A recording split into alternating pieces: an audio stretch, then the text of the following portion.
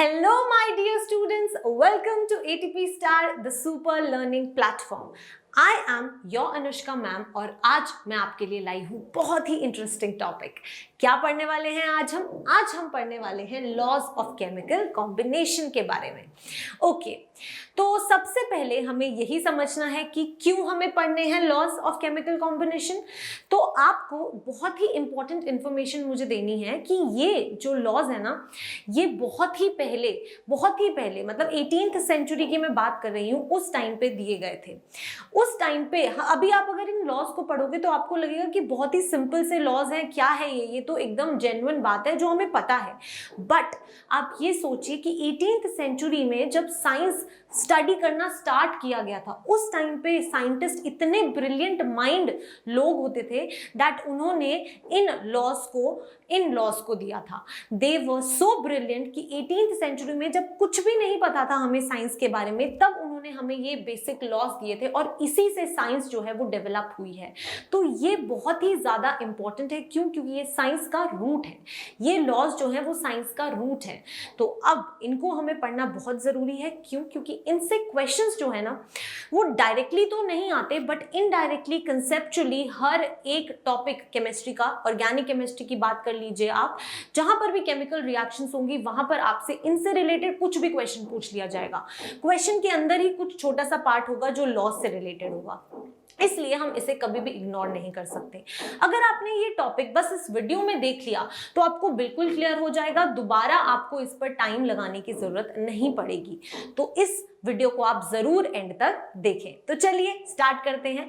अगर हम laws of chemical combination की बात करें तो केमिकल कॉम्बिनेशन के जो लॉज थे वो 6 केमिकल कॉम्बिनेशन के लॉज थे, 18th सेंचुरी में वो दिए गए थे। चलिए देख लेते हैं कि कौन से लॉज हम पढ़ने वाले हैं। तो फर्स्ट लॉ जो है वो है the law of conservation of मास, जो लेवोइसियर ने दिया था 1774 में। सोच रहे हैं कितना जल्दी? यस। नेक्स्ट अगर हम देखें तो the law of constant proportion और डेफिनेट प्रोपोर्शन हम पढ़ने वाले हैं। Next is the law of multiple proportions, Dalton's ने दिया था 1803 के अंदर। Wow. Next is the law of reciprocal proportion. Next is Gay-Lussac's law of combining volumes. और जो लास्ट लॉ है वो है एवोगैड्रोस लॉ। तो सभी लॉज को हम 1 बाय 1 पढ़ने वाले हैं। तो चलिए करते हैं शुरू। अब अगर हम बात करें तो फर्स्ट लॉ है the law of conservation of मास। बहुत सारे बच्चों को ये लॉ पता है। क्यों पता है? साइंस की स्टार्टिंग ही तो यहाँ से की थी, बचपन से पढ़ते आ रहे हैं। मास can neither be created nor be destroyed, right? तो बस उसी से हमें यहाँ पर इसको पढ़ना है। मास ना तो क्रिएट हो सकता है और ना ही डिस्ट्रॉय हो सकता है। समझ लेते हैं कैसे। ये देखिए, इस रिएक्शन को हम पढ़ेंगे। इस रिएक्शन को पढ़ने से पहले हम क्या पढ़ेंगे? हम ये पढ़ेंगे कि अगर मान लीजिए मेरे पास में कुछ भी A प्लस बी, लेटर से ये मेरे रिएक्टेंट्स हैं, इन्होंने रिएक्ट किया। जब ये रिएक्टेंट्स रिएक्ट करेंगे तो हमें लेटर से प्रोडक्ट मिला C प्लस डी। ये क्या है? हमारे प्रोडक्ट्स हैं। तो आपको बस ये ध्यान रखना है, ये लॉ सिंपल सी बात बोलता है कि जो मास रिएक्टेंट्स का है इनिशियली, वही इक्वल होगा मास प्रोडक्ट्स के। यानी कि मास जो है, अब कुछ भी रिएक्शन हो लेकिन मास ना तो बन सकता है ज्यादा, ना ही डिस्ट्रॉय हो सकता है। सिंपल सी बात है। ये तो मैंने आपको ABCD लेके समझाया था। अब एक्चुअल रिएक्शन देख लेते हैं। हमारे पास है मर्क्यूरिक ऑक्साइड। चलिए, मर्क्यूरिक ऑक्साइड है हमारे पास में। मैंने मर्क्यूरिक ऑक्साइड को किया हीट, ठीक है। क्या मिला मुझे मिल गई मरकरी और मुझे मिल गई ऑक्सीजन, ठीक है। ये हो गया हमारे पास में ऑक्सीजन गैस दिखा नहीं सकती थी इसलिए बलून में डाल के दिखा दी। Okay, perfect. तो आपको ये समझना है कि इसके अंदर ऑक्सीजन गैस है। तो क्या हुआ, हमने जब मर्क्यूरिक ऑक्साइड को हीट किया तो मरकरी और ऑक्सीजन मिला। मर्क्यूरिक ऑक्साइड जब हीट किया था तो उसका मास था 100 ग्राम्स। मुझे पता है कि लॉ ऑफ कंजर्वेशन ऑफ मास के अकॉर्डिंग ना तो मास क्रिएट हो सकता है ना ही डिस्ट्रॉय हो सकता है, यानी कि मास कंजर्व्ड रहेगा। तो अगर मरकरी का मास देखें तो 93 ग्राम्स, लेट अस से 93 आया, तो ऑक्सीजन का मास 7 ग्राम्स होगा। यानी कि आप क्या देख रहे हैं दैट जब हमें एक रिएक्शन पता है, ऑल्सो हमें पता है कि इसके अंदर एक रिएक्टेंट है, दो प्रोडक्ट्स हैं, जिनमें से किन्हीं दो का अगर मुझे मास गिवन है तो मैं थर्ड का मास फाइंड आउट कर सकती हूँ। तो बस ये इतना सा कॉन्सेप्ट है जो कभी भी एकदम से आपके कोई भी क्वेश्चन के बीच में आपको यूज करना पड़ सकता है, ठीक है। तो ये इंपॉर्टेंट था, बहुत ईजी है। चलिए आगे बढ़ते हैं। नेक्स्ट अगर हम देखें तो एक और एग्जाम्पल ले लेते हैं। लेट अस से हमारे पास में एक वुडन लॉग है, ठीक है, वो है 30 kgs का। फायर है, फायर अगर हम बात करें तो यहाँ पे भी तो गैसेस होंगी ना, तो उसका मास लेटर से 1 kg है। तो जब इसको हीट किया तो कुछ एशेस बनी और कुछ स्मोक बना, स्मोक में भी गैसेस होंगी, राइट। तो ये 28 kgs है, तो मुझे वैसे भी पता है कि ये 3 kgs होगा, राइट। तो यानी कि ये क्या कर रहा है, ये भी लॉ ऑफ कंजर्वेशन ऑफ मास को फॉलो कर रहा है। परफेक्ट, बढ़िए आगे। यहां तक अगर आपको क्लियर है तो हम क्वेश्चन करेंगे, क्वेश्चन के थ्रू हम समझेंगे, ठीक है। अब क्वेश्चन देखते हैं। क्वेश्चन कहता है how much oxygen will add with 36 grams of carbon to give 132 grams of carbon dioxide assuming complete combustion of carbon. ये तो बहुत ही डायरेक्ट क्वेश्चन था। इतना डायरेक्ट क्वेश्चन पेपर में नहीं आता है, बट हाँ क्वेश्चन के बीच में हमें इसे यूज करना पड़ सकता है, राइट। तो अब हम इसको करते हैं। ऐसे क्वेश्चंस को करने के लिए हमें क्या जरूरत है, हमें रिएक्शन की जरूरत है, राइट। रिएक्शन लिखना हमें आना चाहिए। अगर आप क्वेश्चन को ध्यान से पढ़ो तो क्वेश्चन में आपको रिएक्शन भी दे रखी है। देखते हैं कैसे। How much oxygen will add with 36 grams of carbon, मतलब कार्बन के साथ ऑक्सीजन ऐड हो रहा है, ठीक है। तो ये कार्बन है, ऑक्सीजन गैस ऐड हो रही है, और बोला गया है that to give 132 grams of carbon dioxide, यानी कि दी जा रही है कार्बन डाइऑक्साइड, तो यहां आ जाएगा CO2, राइट। मासेस देख लेते हैं। ऑक्सीजन का मास हमें फाइंड आउट करना है, तो मैं इसको M of O2 ले लेती हूँ। 36 ग्राम्स ऑफ कार्बन मुझे गिवन है, और अगर हम यहाँ पर देखें CO2 की बात करें तो वो हमें 132 ग्राम्स जो है वो गिवन है। अब मुझे मास फाइंड आउट करना है, बहुत ही ईजी है। क्या कहूंगी मैं, that according to the law of conservation of mass, mass of carbon plus mass of oxygen gas will give me what, mass of CO2, है ना। इनका मास तो इक्वल होगा, इक्वल टू से इक्वल टू नहीं लगाएंगे, हम बोलेंगे कि इन दोनों के मास का सम जो है वो क्या होगा, वो यहाँ पर इक्वल होगा ना, राइट। एरो नहीं लगाएंगे, इक्वल टू लगाएंगे। ये समझ आ रहा है क्यों, क्योंकि ये दोनों मेरे रिएक्टेंट्स हैं, ये सिर्फ एक ही प्रोडक्ट है, तो प्रोडक्ट के मास के इक्वल होगा रिएक्टेंट्स का मास, राइट। तो यहाँ पर बस वैल्यूज पुट करनी है। 36 हमें गिवन है, मास ऑफ O2 हमें फाइंड आउट करना है, मास ऑफ CO2 132 गिवन है, तो मास ऑफ O2 कितना आ जाएगा, 132 minus 36 which is equal to what, 96 grams. ये आ गया हमारे पास में मास ऑफ O2। तो हमने इस तरह से लॉ ऑफ कंजर्वेशन ऑफ मास को यूज करके फाइंड आउट कर लिया कि कैसे हम मासेस को फाइंड आउट कर सकते हैं, राइट। बहुत इजी था। चलिए नेक्स्ट लॉ देखते हैं। नेक्स्ट लॉ जो है वो है लॉ ऑफ कांस्टेंट प्रोपोर्शन और डेफिनेट प्रोपोर्शन। इस लॉ की स्टेटमेंट पढ़ने से पहले हम इसको समझते हैं, ठीक है, फिर स्टेटमेंट पढ़ेंगे। अगर मैं आपको एक एग्जांपल देती हूँ, एक जनरल सिनेरियो, लेट अस से मुझे पानी पीना है, ठीक है, I want to have water, H2O हमें पता है। अब मेरे पास क्या क्या ऑप्शंस हैं। हो सकता है कि ये पानी जो है मैं RO से पी लूँ, मेरे घर पे RO है। दूसरा मैं क्या कर दूँ, लेट अस से कि मैंने ये पानी जो है मैं कहीं ट्रैवल कर रही थी और मैंने बिस्लेरी की बोतल से पानी पिया, तो यहाँ पर लेट अस से कि ये बिस्लेरी की बोतल आ गई, ठीक है, मैंने बिस्लेरी की बोतल से पानी पी लिया। और हम कहाँ से पानी पी सकते हैं, लेट अस से मैंने लेक था, मैंने कहा चलो अभी पानी का ऑप्शन नहीं दिख रहा है, लेक से पानी पी लेते हैं, ठीक है, पीना मत ऐसे डायरेक्टली, बट ठीक है, एक एग्जांपल दे रही हूँ, लेक से पानी ले लिया, राइट। और क्या हो सकता है, मे बी हम वेल से पानी ले लें, बहुत सारे ऑप्शंस हैं। अब मैंने ऐसा क्या, यहाँ पर मैं आपको समझाना क्या चाह रही हूँ, यहाँ पर मैं आपको ये समझाना चाह रही हूँ कि पानी का सोर्स चाहे कोई भी हो, पानी तो पानी रहता है ना, यानी कि ये जो H2O है ये तो सेम रहेगा हर जहां पे। अगर मैं यहाँ पर H2O की बात कर रही हूं तो मास ऑफ हाइड्रोजन जो है वो 2 ग्राम्स ही है, मास ऑफ हाइड्रोजन, राइट। और अगर मैं यहाँ पर आपसे मास ऑफ ऑक्सीजन की बात करूं तो वो हर केस में 16 ग्राम्स है, वो तो चेंज नहीं हो रहा। चाहे मैं कोई भी सोर्स ऑफ वाटर लूं, रेशियो, इनके मासेस का जो रेशियो होगा वो हमेशा सेम रहेगा।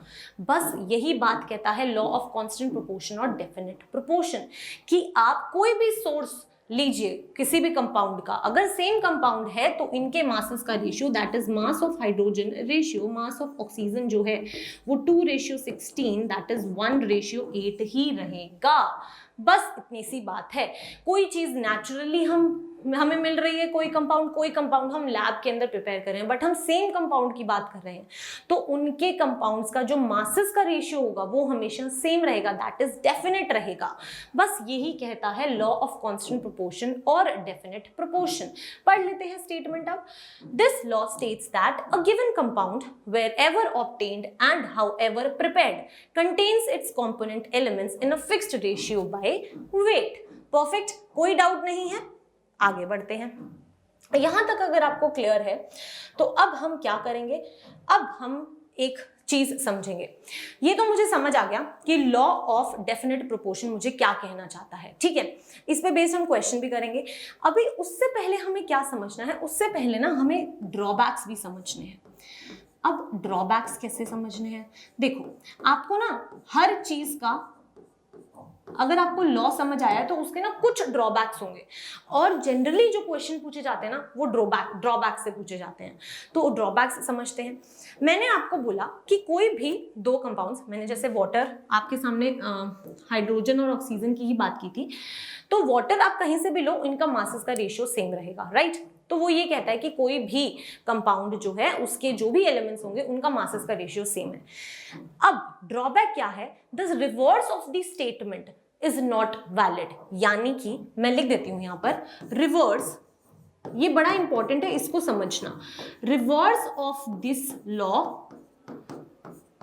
इज नॉट वैलिड, ठीक है, इज नॉट वैलिड। अब आपको ये समझना है कि मैं यहां पर बोलना क्या चाहती हूं।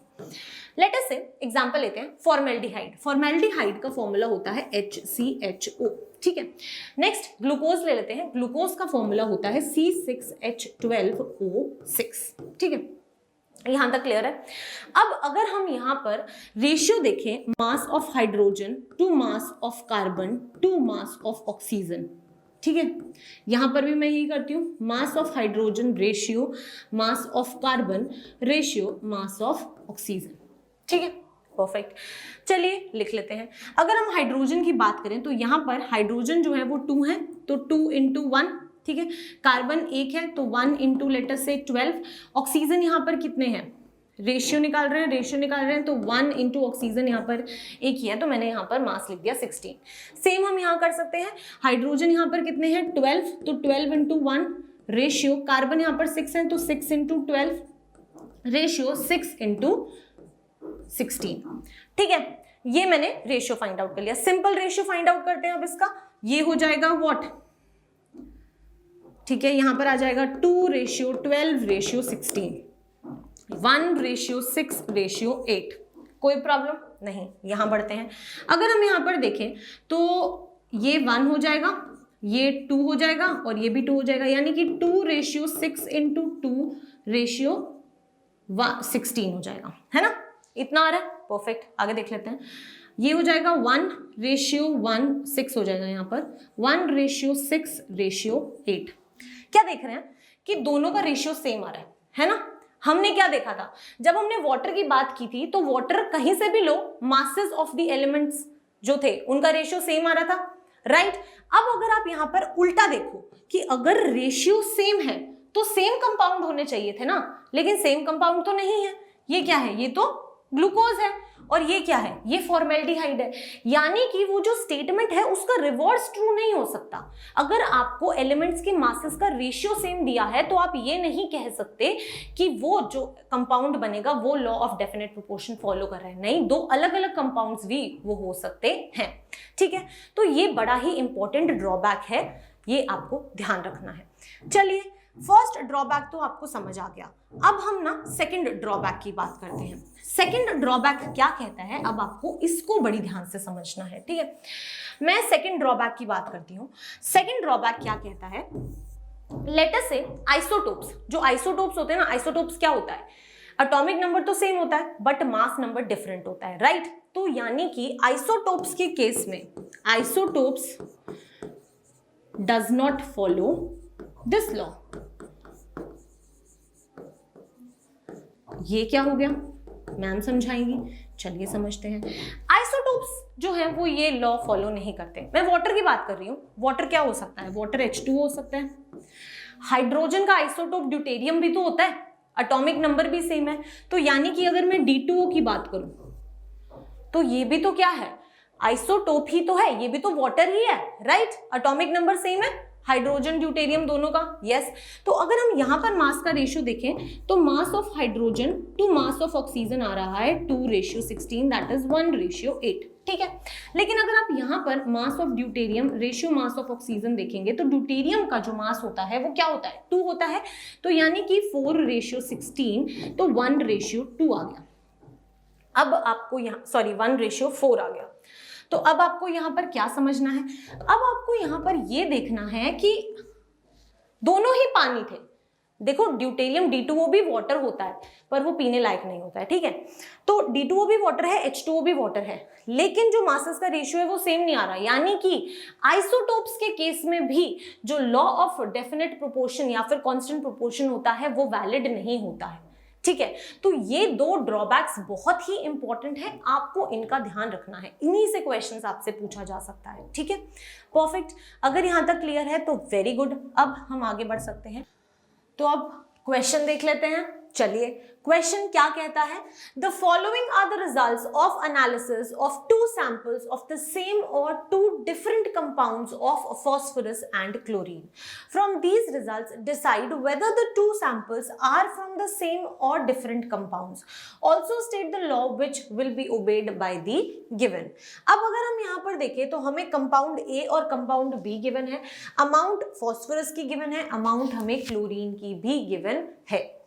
अब हमें इस क्वेश्चन को कैसे करना है, चलिए देखते हैं। अगर हम यहाँ पर देखें तो हमें मासेस गिवन है, ये कंपाउंड ए है, ये हमारा कंपाउंड ए है, ये हमारा कंपाउंड बी है, राइट? तो अब चलिए समझते हैं। हमें सबसे पहले ये देखना है कि इसने बोला the following results are of analysis from 2 samples of the same और 2 डिफरेंट कंपाउंड्स। सेम भी हो सकते हैं और डिफरेंट भी हो सकते हैं। तो हमें यहाँ पर क्या करना है? हमें यहाँ पर चेक करना है ratio of mass of phosphorus to the ratio of mass of chlorine, right? अगर मैं ये कंपाउंड ए में और कंपाउंड बी में चेक कर लूं तो अगर रेशियो सेम आ रहा है तो फिर वो कौन सा लॉ होगा? Law of definite proportions, right? और अगर सेम नहीं आया तो फिर वो कोई और लॉ होगा जिसके बारे हम आगे स्टडी करेंगे, राइट? तो चलिए अब हम देखते हैं। हमें सिंपल करना है रेशियो इनका फाइंड आउट। तो इसका सॉल्यूशन जो है वो हमें गिवन है, देख लेते हैं। The mass ratio of phosphorus and chlorine in the compound A, mass of phosphorus to ratio mass of chlorine 1.156 ratio 3.971। तो रेशियो क्या आ रहा है? ये आ रहा है, perfect. The mass ratio of phosphorus and chlorine in compound B, mass of phosphorus to mass of chlorine. तो ये हमें रेशियो गिवन है और अगर हम देखें तो रेशियो यहाँ पर भी सेम आ रहा है। यानी कि अगर हम यहाँ पर देखें तो रेशियो बिल्कुल सेम है, तो कौन सा लॉ फॉलो कर रहा है? Law of definite proportions, right? तो बस इतनी सी बात थी। इस तरह से हम क्वेश्चंस को कर सकते हैं। एक और टाइप ऑफ क्वेश्चंस भी आते हैं, तो वो मैं आपको आइडिया दे देती हूँ। जैसे कि मैंने बोला कि मेरे पास में कॉपर ऑक्साइड है और मैंने इसे हीट किया और मुझे मिला कॉपर और ऑक्सीजन गैस, ठीक है। मैं सिर्फ आपको क्वेश्चन किस टाइप के आ सकते हैं वो समझा रही हूँ। तो अब आपके पास में एक कॉपर का कंपाउंड ये है, लेटर से इसी तरह से एक और कॉपर का कंपाउंड आपके पास सेकंड है जिसको आपने फिर से हीट किया, यहाँ पर भी आपने हीट किया है और आपको मिला है copper plus half O2 gas, ठीक है। अब आपसे ये पूछा गया है कि क्या ये law of definite proportion follow करता है या नहीं। कैसे फाइंड आउट करेंगे? आपको सिंपली क्या दिया गया होगा, लेटर से यहाँ पर आपको मास दिया हुआ है M1, यहाँ पर आपको इसका मास गिवन होगा M2, राइट? अगर आप यहाँ देखेंगे तो आपको इस क्वेश्चन के अंदर लेटर से ये है M3, ठीक है। ये है M3 और ये है M4। तो आपको यहां पर क्या गिवन है, मासेस आपको सारे गिवन है और आपसे पूछा गया है कि क्या ये लॉ ऑफ डेफिनेट प्रोपोर्शन को फॉलो करता है। कैसे फाइंड आउट कर सकते हैं, अगर आप यहां पर परसेंटेज ऑफ कॉपर फाइंड कर लें दोनों कंपाउंड्स के अंदर, कैसे फाइंड आउट करेंगे, मास ऑफ कॉपर, अगर मैं फर्स्ट कंपाउंड की बात कर रही हूं तो मास ऑफ कॉपर कितना है, M3 है, yes, divided by the total mass. Total mass क्या है, कॉपर ऑक्साइड का मास होगा ना टोटल, यस। तो mass of copper divided by total mass of copper oxide into 100, ठीक है। ये क्या होगी, ये मास, ये हम मास परसेंट फाइंड आउट कर रहे हैं कॉपर का फर्स्ट कंपाउंड के अंदर। सेम इसी तरह से आप मास परसेंट निकालिए कॉपर का सेकंड कंपाउंड के अंदर, क्या हो जाएगा। सेकेंड में अगर हम देखें तो मास ऑफ कॉपर हमें गिवन है M4 और अगर हम मास ऑफ कॉपर ऑक्साइड देखें तो हमें गिवन है M2, राइट। इसको हमने 100 से मल्टीप्लाई कर दिया है, परफेक्ट। तो यहां से भी हमें मिल जाएगी percentage, mass percentage of copper. ये जो मास परसेंटेज ऑफ कॉपर होगी ये क्या होनी चाहिए, अगर ये सेम है, अगर mass percentage of copper same है तो आप क्या बोल सकते हैं, that yes law of definite proportion को वो फॉलो कर रहा है। क्यों, क्योंकि कॉपर का मास आप चाहे मास परसेंट फाइंड आउट कर रहे हैं ना, mass of copper two the total mass into 100, right. तो मास परसेंटेज तो अगर सेम कंपाउंड है तो हर जगह पे सेम ही रहेगी, राइट। तो कैसे क्वेश्चंस आ सकते हैं, या तो आपको डायरेक्टली पूछ लिया जाएगा कि ये दो तरह के कंपाउंड्स हैं, जैसा हमने ये वाला क्वेश्चन देखा, रेशियो फाइंड आउट कीजिए, आप बता सकते हैं कि वो law of definite proportion follow करता है या नहीं। दूसरा टाइप ऑफ क्वेश्चन आपसे इस तरह से पूछा जा सकता है जिसमें आपको क्या करना है, आपको फाइंड आउट करनी है percentage, mass percentage find out करो, क्योंकि अगर सेम कंपाउंड है तो कहीं से भी बना हो उसकी मास परसेंटेज हमेशा सेम रहेगी। अगर ये दोनों मास परसेंटेज सेम आए यानी कि वो फॉलो करता है आपका law of definite proportions, right. तो इस तरह से हम क्वेश्चंस को कर सकते हैं और इसी टाइप के क्वेश्चंस आपसे जनरली एग्जाम के अंदर पूछे जाते हैं। लॉ ऑफ मल्टीपल प्रोपोर्शंस क्या स्टेट करता है, law of multiple proportions basically आपको सिर्फ ये बताता है कि जब भी दो एलिमेंट्स मिलकर दो या दो से ज्यादा कंपाउंड्स फॉर्म करते हैं तो क्या होता है। चलिए इसे समझते हैं, let us take an example. हम ऐसे समझते हैं, ओके, लेट अस से कि हमारे पास में हाइड्रोजन और ऑक्सीजन दो एलिमेंट्स हैं। अब ये जो दो एलिमेंट्स हैं ये दो अलग अलग कंपाउंड्स फॉर्म करते हैं। मैं दो कंपाउंड्स के साथ एग्जांपल ले रही हूँ, फिर एक और एग्जांपल लूंगी भी जिसमें दो से भी ज्यादा कंपाउंड्स होंगे, ओके। तो अगर मैं हाइड्रोजन और ऑक्सीजन की बात करूं तो ये H2O कंपाउंड भी फॉर्म करते हैं, ऑल्सो H2O2 भी फॉर्म करते हैं। तो अब लॉ ऑफ मल्टीपल प्रोपोर्शन क्या कहता है, लॉ ऑफ मल्टीपल प्रोपोर्शन ये कहता है कि अगर आप यहां पर मास ऑफ हाइड्रोजन देखेंगे तो दैट इज 2 ग्राम्स। यहां पर अगर हम मास ऑफ ऑक्सीजन की बात करें तो ये है 16 ग्राम्स, ठीक है। यहां पर अगर हम मास ऑफ हाइड्रोजन की बात करें तो दिस इज 2 ग्राम्स और मास ऑफ ऑक्सीजन की अगर हम बात करें तो दैट इज 32 ग्राम्स। क्या कहता है लॉ ऑफ मल्टीपल प्रोपोर्शन कि दो एलिमेंट्स हैं, दो से ज्यादा कंपाउंड्स, दो से ज्यादा कंपाउंड्स फॉर्म कर रहे हैं तो किसी एक के मास को फिक्स कर दो। तो यानी कि मैं क्या करती हूं, मैं ना हाइड्रोजन के मास को फिक्स कर देती हूँ, फिक्स है, ठीक है। अब जो दूसरा एलिमेंट है उसके मासेस का रेशियो लो, तो चलिए ले लेते हैं मास ऑफ ऑक्सीजन का रेशियो ले लेते हैं to the mass of oxygen, ये वाले का। यहाँ पर मैं लिख देती हूँ H2O और ये है H2O2, ठीक है। तो यहाँ पर अगर हम रेशियो देखेंगे तो क्या आ जाएगा, ये 16 है, ये 32 है, तो रेशियो आ गया 1:2। तो लॉ ऑफ मल्टीपल प्रोपोर्शन क्या कहता है कि जो आप एक मास फिक्स कर दोगे, एक एलिमेंट के मास को फिक्स कर दोगे तो जो दूसरा एलिमेंट है उसके मासेस जो होंगे ना वो स्मॉल होल नंबर्स में होंगे। बस इतनी सी बात बोली गई है, परफेक्ट, क्लियर है। अगर क्लियर है तो आगे हम एक और एग्जाम्पल लेते हैं। अब जो एग्जाम्पल हम लेने वाले हैं, ओके, ये यहाँ पर हमें H2 और H2O2 का आपको थोड़ा सा स्ट्रक्चर वगैरह फॉर्म करके दिखाया हुआ है, परफेक्ट। बढ़ते हैं आगे। नेक्स्ट अगर हम देखें तो अब हमने क्या किया, अब हमने नाइट्रोजन और ऑक्सीजन लिया जो दो से भी ज्यादा कंपाउंड्स फॉर्म कर रहे हैं। अब यहां पर हम सभी के मासेस का रेशियो देखेंगे, तो चलिए देखते हैं। अगर हम मास ऑफ नाइट्रोजन की बात करें तो N2O में mass of nitrogen is 28 grams, ठीक है। Nitrogen 14 grams, perfect. यहां पर देखेंगे तो दिस इज 14 ग्राम्स। आगे देखते हैं N2, यहां पर 28 ग्राम्स है एंड अगर हम यहां पर देखें तो यहां पर भी 28 ग्राम्स है, राइट। अब हमें क्या करना है, ऑक्सीजन के मासेस लिखने हैं, चलिए लिख लेते हैं। यहां पर अगर हम देखें तो दिस इज 16 ग्राम्स, कोई डाउट नहीं।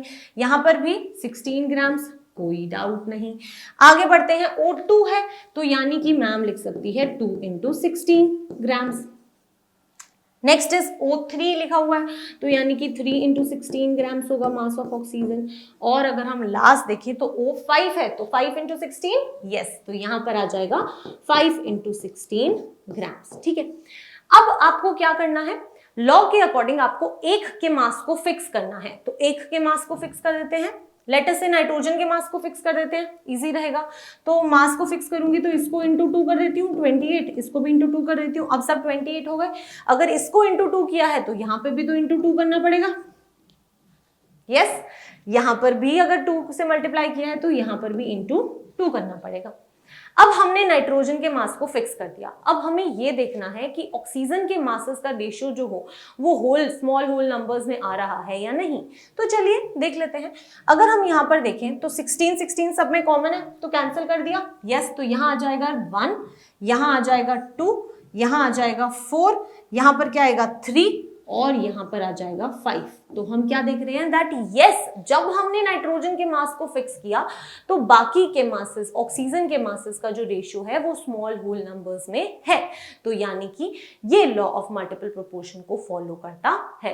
बस इतना इजी था, क्लियर है? चलिए, अगर क्लियर है तो अब हम क्या करेंगे, अब हम करेंगे एक question.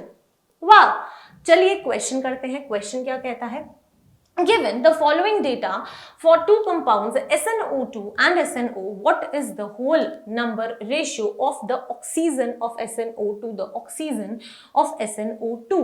Does this follow the law of multiple proportions? तो हमें पता है कि लॉ ऑफ मल्टीपल प्रोपोर्शन क्या कहता है, एक के मास को फिक्स करो, दूसरे के मास का रेशियो फाइंड आउट करो, अगर स्मॉल होल नंबर है तो बिल्कुल फॉलो करता है। तो चलिए कर देते हैं, बड़ा इजी है। SnO में अगर हम देखें तो Sn का मास 100 गिवन है, ऑक्सीजन का मास 13.5 गिवन है, और अगर हम यहाँ देखें तो ये 100 ग्राम्स गिवन है, वहाँ 27.1 ग्राम्स गिवन है। हमारा काम बड़ा ही आसान हो गया, क्यों? क्योंकि हमें यहाँ पर मासेस फिक्स ही दे दिए Sn के। अगर फिक्स नहीं दिए होते, लेट अस से अगर ये 200 ग्राम्स दिया होता, अगर ये 200 होता तो आपको इसको 100 में कन्वर्ट करना होता, राइट? तो आप इसको 2 से डिवाइड करते, अगर आप इसको 2 से डिवाइड करते तो आप ऑक्सीजन के मास को भी 2 से डिवाइड करते। ठीक है, वो तो इजी हो गया क्योंकि यहाँ पर मासेस फिक्स थे, लेकिन अगर हमें फिक्स करना पड़े तो वो भी हमें आना चाहिए कि हम कैसे फिक्स कर सकते हैं। चलिए अब बढ़ते हैं आगे। अगर मुझे यहाँ पर देखूं तो मास ऑफ ऑक्सीजन क्या हो जाएगा जब Sn का मास फिक्स है, तो 13.5, right? Mass of oxygen SnO2 वाले की बात करें तो 27.1, तो यहाँ पर 27.1 आ गया। रेशियो देख लेते हैं, 13.5 रेशियो 27.1, तो 27.1 है। अगर हम अप्रोक्सीमेट देखें तो अप्रोक्सीमेट रेशियो क्या आ रहा है, ये 1 है तो ये अप्रोक्सीमेटली 2 के बराबर है, राइट? तो जो मासेस ऑफ ऑक्सीजन है उनका रेशियो 1:2 आ रहा है, that is small whole numbers आ रहे हैं। तो यस, ये लॉ ऑफ मल्टीपल प्रोपोर्शन को फॉलो करता है और रेशियो क्या है, 1:2, राइट? परफेक्ट। ये लॉ अगर यहां तक क्लियर है तो पूरा कंप्लीट क्लियर है, अब कोई क्वेश्चन नहीं रुकेगा। बढ़िया, आगे बढ़ते हैं। नेक्स्ट क्या है, नेक्स्ट इज ड्रॉबैक्स। क्या है ये, ड्रॉबैक्स। तो ये बड़ा इंपॉर्टेंट है, ये आपको कभी भी लैक नहीं करना है कि ड्रॉबैक्स जो होते हैं ना लॉस के, वो सबसे इंपॉर्टेंट होते हैं क्योंकि वहां से क्वेश्चन आने की सबसे ज्यादा प्रोबेबिलिटी होती है। तो चलिए ड्रॉबैक्स देख लेते हैं। फर्स्ट ड्रॉबैक है that when we take isotopes of the elements, law of constant proportion fails. जब साइंटिस्ट ने हमें ये लॉज दिए थे ना, तब आइसोटोप्स के बारे में कोई नॉलेज नहीं थी। तो आइसोटोप्स होते क्या हैं, atomic number same, mass number different होता है, और हम यहाँ पर मासेस का ही तो रेशियो ले रहे हैं, राइट? तो यानी कि जब आइसोटोप्स की बात आती है तो ये लॉ जो है वो फेल हो जाता है। नेक्स्ट क्या है, नेक्स्ट बड़ा इंपॉर्टेंट है, इसको इंपॉर्टेंट मार्क करना है। क्या करना है, इसको इंपॉर्टेंट मार्क करना है। In case of some hydrocarbons it might fail. अब क्या ध्यान रखना है, सम, ऐसा नहीं कह रहे हर हाइड्रोकार्बन में, बट कुछ हाइड्रोकार्बन्स में ये लॉ जो है वो फेल हो जाता है।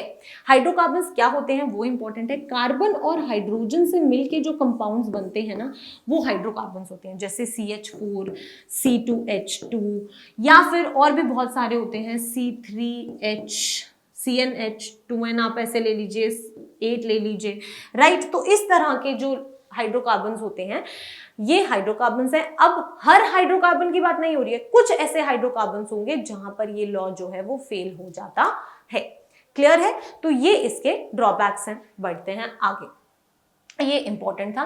Next is the law of reciprocal proportion. अब हम लॉ ऑफ रेसिप्रोकल प्रोपोर्शन को समझेंगे। लॉ ऑफ रेसिप्रोकल प्रोपोर्शन आपको क्या कहता है, इसे समझते हैं। ओके, यहां पर एक एग्जांपल दिया हुआ है, इसी को लेते हैं। लेट अस से कि हमारे पास में 3 एलिमेंट्स हैं, हाइड्रोजन, ऑक्सीजन और कार्बन। ठीक है, अब ये लॉ क्या कहता है कि जब 2 या 2 से ज्यादा एलिमेंट्स कंबाइन होते हैं और कंपाउंड्स फॉर्म करते हैं, यानी कि कंपाउंड्स फॉर्म करते हैं। एक एग्जांपल हमने लिया है, यही एग्जांपल ले लेते हैं। लेट अस से यहाँ पर CO2 फॉर्म हो रहा है, यहाँ पर लेट अस से CH4 हो रहा है और यहाँ पर H2O हो रहा है। अब आपको यहाँ पर समझना क्या है वो इंपॉर्टेंट है। ये तो क्लियर है, यहां तक तो कोई डाउट नहीं है कि 2 या 2 से ज्यादा एलिमेंट्स लिए और वो क्या कर रहे हैं, वो कंपाउंड फॉर्म कर रहे हैं। अब आपको यहां पर मास लिखना है। पहले लिख लेते हैं mass of carbon 12 grams, mass of hydrogen हमने ले लिया 4 ग्राम्स। यहां पे बात करें तो मास ऑफ कार्बन हमने ले लिया 12 ग्राम्स और मास ऑफ ऑक्सीजन जो है वो होगा यहाँ पर 32 ग्राम्स। परफेक्ट, यहां पर भी लिख लेते हैं मास ऑफ हाइड्रोजन है यहाँ पर 2 ग्राम्स और मास ऑफ ऑक्सीजन यहाँ पर है 16 ग्राम्स। क्या कहता है law of reciprocal proportion? Law of reciprocal proportion ये कहता है कि जब आपके एलिमेंट्स मिलकर कंपाउंड्स फॉर्म कर रहे हैं तो उसमें आप क्या कीजिए, हम ये ले लेते हैं, किसी भी एक एलिमेंट का मास ना फिक्स कर दो। मैंने क्या किया, मैंने कार्बन का मास फिक्स कर दिया। 12 ग्राम था, अगर फिक्स नहीं होता तो आपको खुद करना होता। फिक्स करना तो हमें आता है, हम अभी करके आ रहे हैं। परफेक्ट, तो अब यहां पर तो मास फिक्स है। जब आप एक एलिमेंट का मास फिक्स कर दोगे तो ये 2 कंपाउंड्स जो हैं, इनमें कार्बन के साथ जो एलिमेंट कंबाइंड है उनके मासेस का रेशियो ले लो। तो यानी कि यहां पर मुझे मास ऑफ हाइड्रोजन का रेशियो लेना है to mass of oxygen, mass fix करने के बाद। ठीक है, तो ये हो गया 4, ये हो गया 32, तो रेशियो क्या आ गया, 1:8 आ गया। राइट, अब आप क्या करो, यही 2 एलिमेंट्स जो हैं वो आपस में मिलके भी तो एक कंपाउंड फॉर्म कर रहे हैं। राइट, आप उनके मासेस का रेशियो लो। चलिए ले लेते हैं। यहां पर अगर हम देखें तो mass of hydrogen ratio mass of oxygen देखेंगे तो 2:16 है, दैट इज 1:8 है। तो बस ये क्या है, सेम है ना रेशियो। यही कहता है लॉ ऑफ रेसिप्रोकल प्रोपोर्शन। क्या कहता है कि जब एलिमेंट्स कंबाइन होते हैं तो आप किसी एक का मास फिक्स कर दो और उसके साथ जो एलिमेंट्स हैं उनके मासेस का रेशियो ले लो। वो रेशियो, और जब वो दोनों एलिमेंट्स आपस में मिलकर कंपाउंड फॉर्म करते हैं वहां पर जो मास का रेशियो आता है बिल्कुल सेम आता है। बस यही है लॉ ऑफ रेसिप्रोकल प्रोपोर्शन। बिल्कुल कंफ्यूज नहीं होना है। इसी तरह से आप लॉ ऑफ रेसिप्रोकल प्रोपोर्शन को समझते हैं। जब भी आपको क्वेश्चन दिया जाएगा तो आपको इसी तरह से फाइंड आउट करना है। और एक जनरल ऑब्जर्वेशन यही है कि रेसिप्रोकल प्रोपोर्शन में आपको 3 ही एलिमेंट्स तक दिए जाते हैं, इससे ज्यादा कॉम्प्लिकेट नहीं किया जाता है। ओके, तो 3 एलिमेंट्स का अगर आपको क्लियर है ना तो फिर आपको कभी कोई डाउट नहीं आएगा। परफेक्ट, यस, तो बस यही है लॉ ऑफ रेसिप्रोकल प्रोपोर्शन। क्या कि जब एलिमेंट्स कंबाइन होते हैं तो किसी एक का मास अगर आप फिक्स करते हैं और उनके साथ जो बाकी के एलिमेंट्स होते हैं उनका मासेस का ratio is same to the mass ratio of the masses of the 2 elements when combined together and formed one compound. Clear है? Yes, perfect. तो यहां पर कंफ्यूज नहीं होना है, ध्यान से इसे सुनो और ये बहुत इजी है। परफेक्ट, आगे बढ़ते हैं। नेक्स्ट अगर हम देखें तो आगे है गे-लुसाक्स लॉ ऑफ कंबाइनिंग वॉल्यूम। अब इसे समझते हैं, ये क्या कहना चाहता है। यहां पे कुछ कीवर्ड्स हैं जो आपको ध्यान रखने हैं। This law is applicable for gaseous reactants only. ये क्या है, ये गैसियस वर्ड बड़ा इंपॉर्टेंट है, ये सिर्फ और सिर्फ गैसेस पे एप्लीकेबल होता है। फर्स्ट पॉइंट जो बहुत इंपॉर्टेंट है। सेकंड क्या है, this law states that when gases react the volume of the reacting gases are in the same ratio। ये तो मैम आपको एक्सप्लेन करेगी। सबसे इंपॉर्टेंट चीज क्या है, दैट ये सेम टेम्परेचर और प्रेशर पे होते हैं। अब इसे समझो, ठीक है। ये स्टेटमेंट तो आप पढ़ लोगे बट इसे समझो कि ये कहना क्या चाहता है। लेट अस से हमारे पास में ए गैस है और मेरे पास में एक बी गैस है, ठीक है। ये मिलकर मुझे क्या दे रही है, सी गैस दे रही है। तो ये लॉ क्या कहता है, ये लॉ कहता है कि अगर आपने टेम्परेचर और प्रेशर कंडीशंस जो हैं वो कांस्टेंट ली हैं, दैट इज सेम ली हैं, कांस्टेंट टेम्परेचर और प्रेशर पे क्या होगा कि ये गैस, लेट अस से इसकी स्टोइकियोमेट्री 1 है और इसकी भी स्टोइकियोमेट्री 1 है, ठीक है। तो ये क्या कहता है कि इसकी वॉल्यूम जो होगी, अगर ये 10 लीटर्स है तो ये भी 10 लीटर्स वॉल्यूम, दैट इज इनकी जो वॉल्यूम्स होगी गिवन गैसेस हैं, गैसेस बहुत इंपॉर्टेंट है, ठीक है। गिवन की ये सारी गैसेस हैं तो इनकी जो वॉल्यूम्स का रेशियो होगा वो स्मॉल होल नंबर्स होगा, राइट। और समझो और समझते हैं, जैसे कि अगर मैं यहां पर बात करूं, अगर यहां पर 1 और ये 2 होता, ठीक है। अब मैम क्या बोल रही है कि यहां पर 1 और इसकी स्टोइकियोमेट्री 2 होती, तो यहां पर क्या होता, अगर ये 10 लीटर होता तो यहां पर ये 20 लीटर्स होता। ये भी तो रेशियो सेम है ना, स्मॉल होल नंबर रेशियो आ रहा है 1:2, तो बस यही बात ये बोलता है। बहुत इजी है, बस 2 चीजें ध्यान रखनी है, एक कि गैसेस के ऊपर एप्लीकेबल होता है, सेम टेम्परेचर एंड प्रेशर पे एप्लीकेबल होता है। क्वेश्चंस करेंगे तो और चीजें हमें क्लियर होंगी। परफेक्ट, यहां तक कोई भी डाउट नहीं होना चाहिए बिकॉज सब बहुत इजी है, बस ध्यान से इसको समझना है। आगे बढ़ते हैं, क्वेश्चंस करेंगे और चीजें क्लियर होंगी। क्वेश्चन क्या कहता है that in which of the following reactions Gay-Lussac's law, यहां पर गे-लुसाक्स लॉ बोल देते हैं, Gay-Lussac's law is applicable. Options देखते हैं। First is AgNO3 solid plus NaCl solution. पहला ऑप्शन देखते ही गलत है। क्यों गलत है? सॉलिड आ गया, हमें तो गैसेस पता है ना कि लॉ तो सिर्फ गैसेस पे एप्लीकेबल होता है, राइट। चलिए नेक्स्ट देखते हैं, carbon solid plus 2Cl2 gas, solid आ गया तो ये ऑप्शन भी गलत है, राइट। नेक्स्ट देखते हैं, NH3 gas plus HCl liquid आ गया, ये भी गलत है, गैसेस के ऊपर ही सिर्फ एप्लीकेबल होता है। Fourth option H2 gas plus Cl2 gas, yes ये ऑप्शन जो है वो बिल्कुल करेक्ट ऑप्शन है। क्यों? क्योंकि Gay-Lussac's law is only applicable to gases. Perfect, चलिए आगे बढ़ते हैं, ये तो इजी था। नेक्स्ट क्वेश्चन क्या है वो आपको अब ध्यान से सोचना है, वीडियो पॉज करना है, खुद ट्राई करना है और फिर मैम का अप्रोच देखना है। तो चलिए क्वेश्चन देखते हैं। क्वेश्चन कहता है that 4NH3 plus 5O2 gives 4NO plus 6H2O। Okay, if 27 liters of reactants are consumed, what volume of nitrogen monoxide is produced at the same temperature and pressure? सबसे important, same temperature and pressure.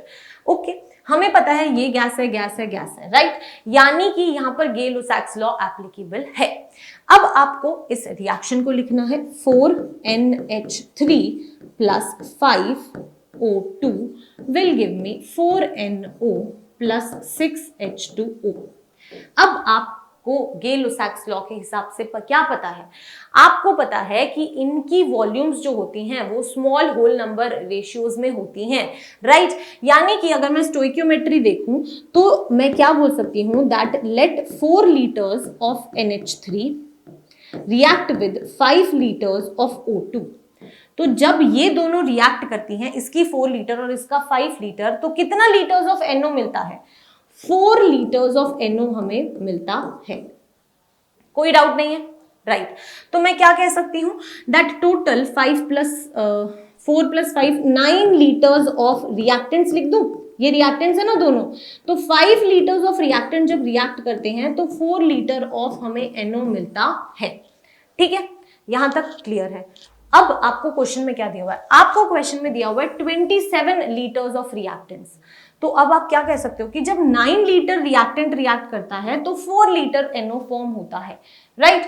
तो अगर 27 litres reactant react करेगा तो कितना volume form होगा? Unitary method ही तो use करना है। 9 27 यानी कि अगर मैं इसको भी 4 into 3 कर दूं तो मुझे NO मिल जाएगा, राइट। तो कितना वॉल्यूम ऑफ NO आ गया? Volume of NO is 12 litres. Easy था, बहुत इजी था, बस कॉन्सेप्ट समझना था। अगर लॉ आता था तो ये क्वेश्चन बड़ा इजी था, राइट। यस, तो बस आपको इस तरह से क्वेश्चंस को सॉल्व करना है।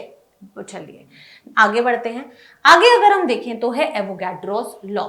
एवोगैड्रोस लॉ जो है वो आपको और ज्यादा क्लियर होगा जब हम मोल कॉन्सेप्ट पढ़ेंगे। अभी हम इसे एक स्टेटमेंट, एक लॉ की तरह समझते हैं। इसको और क्लियरली हम आपको मोल कॉन्सेप्ट, जब नेक्स्ट लेक्चर्स में मोल कॉन्सेप्ट शुरू करेंगे तो वो आपको और ज्यादा क्लियरिटी आएगी। स्टेटमेंट क्या है? Under same temperature and pressure the same volume of different gases contain same number of molecules. क्या बोलना चाहता है वो समझ लीजिए। लेट अस से हमारे पास में H2 गैस है और हमारे पास में Cl2 गैस है जो हमें क्या दे रही है? HCl दे रही है। अब क्या कहना चाहता है ये कि अगर इसकी वॉल्यूम लेट अस से x है और Cl2 की भी वॉल्यूम x है, तो ये कहता है कि same volume of different gases, ये डिफरेंट गैसेस हैं और इनकी सेम वॉल्यूम है। जब डिफरेंट गैसेस की सेम वॉल्यूम होती है तो उनके जो मॉलिक्यूल्स होते हैं ना वो भी सेम होते हैं। यानी कि इस टाइम पे H2 के मॉलिक्यूल्स की अगर आप बात करेंगे और Cl2 के मॉलिक्यूल्स की भी बात करेंगे तो वो भी सेम होंगे। इक्वल वॉल्यूम तो इक्वल मॉलिक्यूल्स ऑफ गैसेस। और इसको और क्लियरली समझेंगे जब हम मोल कॉन्सेप्ट को पढ़ेंगे, राइट? तो बस आज की क्लास इतनी ही। सारे लॉज हमने कवर कर लिए हैं, इनसे रिलेटेड सभी क्वेश्चंस आप बिल्कुल कर पाएंगे। अगर आपको और किसी टॉपिक में प्रॉब्लम है, यू वांट दैट टॉपिक कि मैं डिस्कस करूं, तो do let me know in the comment section. Also आज का सेशन कैसा लगा वो भी आप मुझे कमेंट सेक्शन के अंदर जरूर बताना। चैनल सब्सक्राइब नहीं किया है तो उसे सब्सक्राइब कीजिए, वीडियो को लाइक कीजिए। Thank you so much.